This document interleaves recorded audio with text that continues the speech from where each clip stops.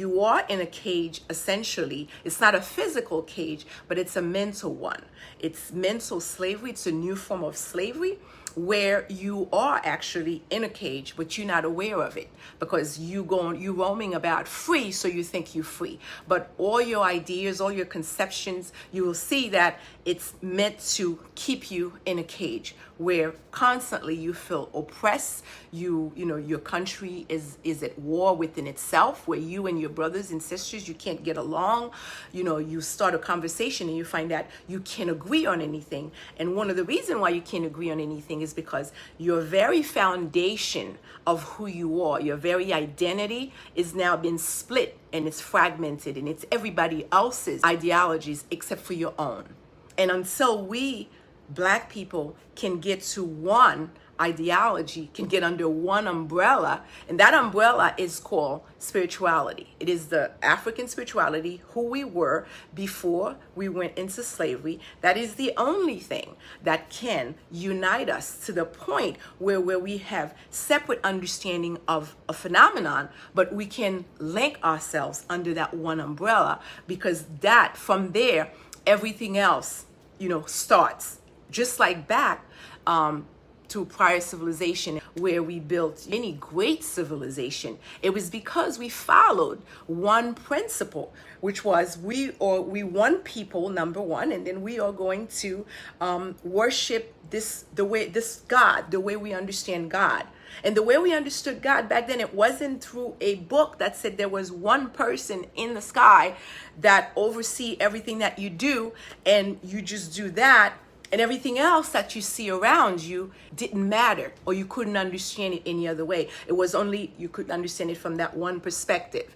When, like I said, in actuality, different people understanding the forces through nature, how they connect with it, have a different experience, can bring diversity of what they understand God is to themselves. So God is not really something you can literally say, this is what it is, or I say, this is what it is. It's how I understand it, how I see it, how I connect with it, how I feel into it. It may be different for me than it is for you, but at the same time, we know this is how we venerate the God. We dance for our God, for example.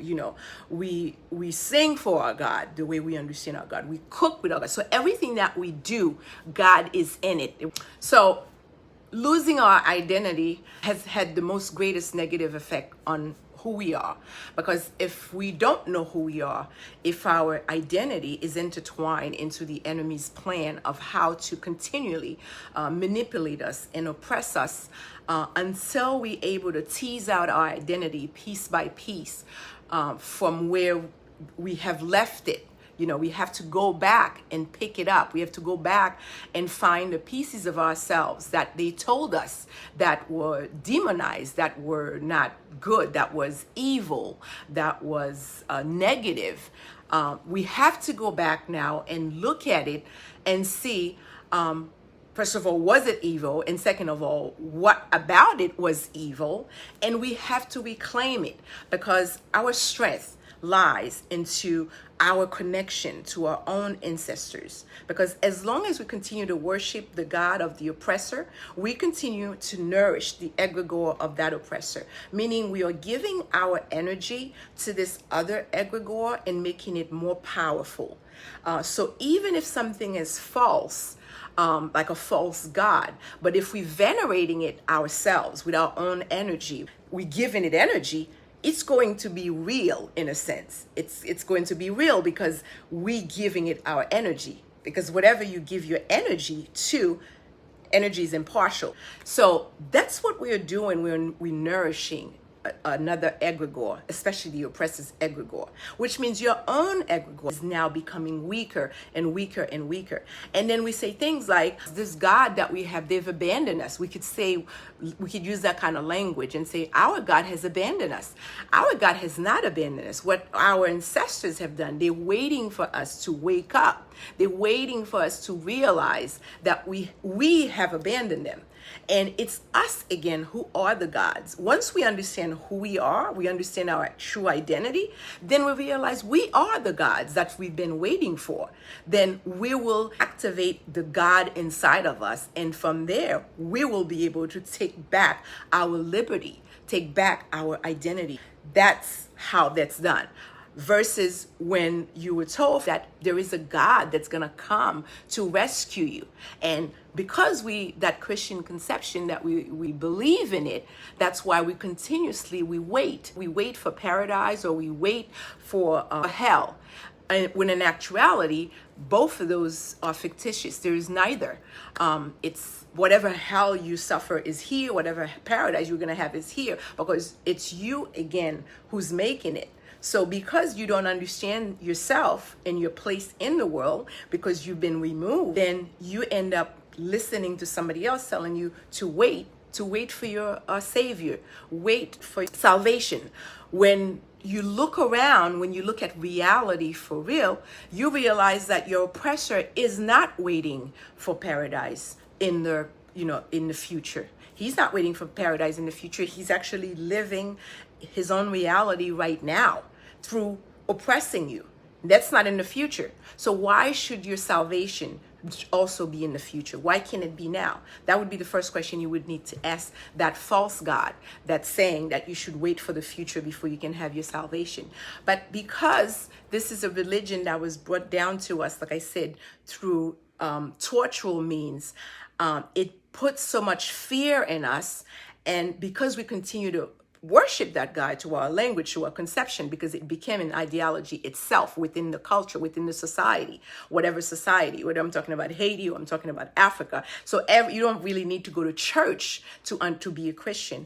Everything that you were taught, whether it was in a philosophy book or any book, whatever, it is that conception that we use in order to continue to brainwash you, in order to continue to strip you from your identity. And as a result, who you are, who you became, is a direct representation of that ideology, which basically says you are inferior. So, and from that, in there, it's kind of very, very difficult for you to tease yourself out and for you to liberate yourself, because you are in the very same system that is oppressing you. So, good. So like I was saying, in my own country right now, a lot is going on. There's a lot of confusion, of course. We have a very small minority of folks who are literally, they are the ones who holds the entire economy of the 90%.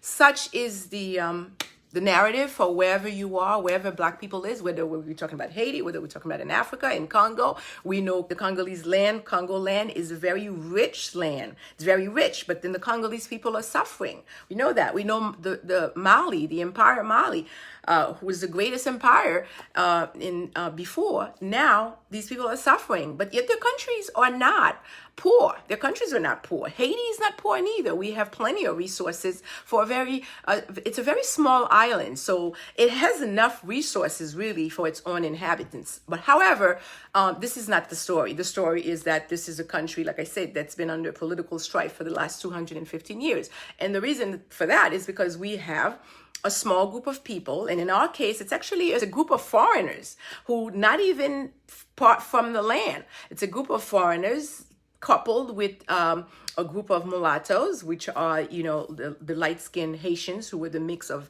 African and the slave masters. It's a group of them, a very small group on top, about maybe 5%, 10%, who controls the entire country's economy. And I'm talking about, they have a monopoly in just about any industry you can think of. Whether we're talking about, electricity, we're talking about food production, they have a monopoly on everything. We're in a country where 90% of the population is Black, and there is not a single Black person literally in that category that's a billionaire or a multimillionaire. So as a result, they're able to hijack politicians. They're able to buy politicians. There's a lot of corruptions. And what you're looking at is when you're looking at your political party, it looks like it's a very nice, diverse mix of people, literally all Black people, but they don't really have any power. They don't really hold any power. The power is held higher up They the one who gets to say what's going to happen in the country. And then for the past 215 years, there's been nothing happening for us Black people, because our politicians, they do not represent us. They represent these people. These people are allowed to get away with just about everything, including not paying taxes. Can you imagine being able to have access to an entire port in the country? The entire port belongs to you. You know, it's not for the government. It's you now represent the government for the entire port, for trafficking or just about anything that's coming through these ports, as you know. So now the system is at a place where literally it cannot sustain itself. Something has to happen because it can no longer sustain itself. It's at a crisis where the people clearly see what's going on. They can see who's running the show. They can see who's oppressing them with the help of the international community, of course. But when times like this happen, if you're not conscious of who you are, if you don't have your identity, if you don't understand what role do you play into that game, it's going to be very difficult for you to take advantage of any opportunities that may be looking at you, that may be present. You aren't able to take this possibility that's open up because you don't know who you are. As a people, we are easily manipulated because, number one, the literacy rate in Haiti is very, very high because school is all privatized. If you don't have money, you can't send your children to school. Plus, on top of it, like I told you, the poverty breeds not just ignorance, but it also makes people very it's easy to be manipulated, whether they be manipulated like the politicians, but it also for the layperson also to be manipulated for just about anything, you know, for votes, for whatever. So right now we are in a very, very interesting position politically in the country where we could topple the entire system and say, this is not working. We don't want it. This is not working for us. But unfortunately, we're being easily manipulated already to think like the problem was actually inside, like it's our own problem. Okay, the assassination and everything. When the players in the back are actually, they the one manipulating the numbers, the players, they playing with that. And the outcome, although we are largely responsible to make decisions for ourselves, but we can't right now because religion has divided us. Religion has divided us to the point where even if we agree that our problem is these people on top, when it comes to solving it, the means to solve it lies into how we connect. And the only way we can connect all together, like I said, for us to have any power, is to go back to the force, the one that liberated us back in 1804. It was voodoo who liberated us.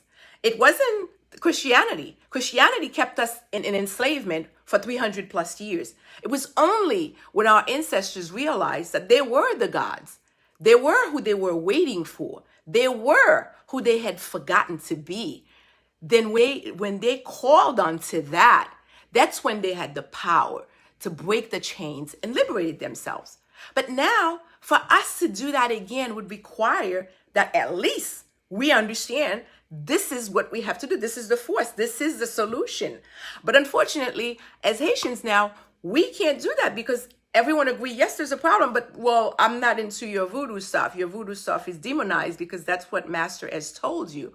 Your voodoo stuff is demonized because you've never questioned what they told you about yourself. You've never questioned. You don't realize that you are a person that they literally made up. They actually built you for who they wanted you to be because they knew what you did in 1804. If they allow you to be that person, if they allow you to venerate your own God, if they allow you to continue to live into your own identity, your own ancestral identity, that is very, very threatening. That's a threat to them. That's a threat because that's what you did in order for you to break the chains. So the only way they can disarm you and take all your weapons from you was to literally piece by piece to, rebuild another human being, which the new us now, unless we are conscious of who you are, unless we question things, unless we look at the reality